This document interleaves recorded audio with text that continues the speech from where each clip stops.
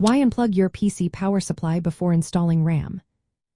Imagine working inside your gaming PC, ready to upgrade your memory, and suddenly you get a shock or cause a short circuit.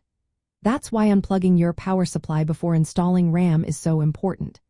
Even when your computer is turned off, the power supply can still send electricity through the 24-pin connector to your motherboard and RAM slots. This leftover power can cause electrical shocks or short circuits when you handle or insert the RAM modules. High-performance gaming computers often use sensitive RAM modules and high-quality motherboards. These parts are more vulnerable to static electricity and electrical surges, which can damage them easily. If you leave the power plugged in, static discharge or accidental contact with live circuits can fry your expensive components.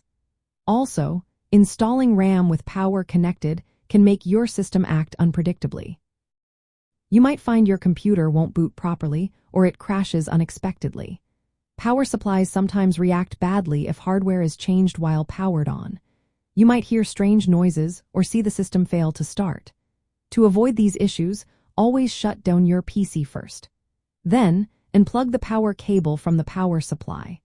It's also a good idea to press the power button once after unplugging to discharge any residual electricity.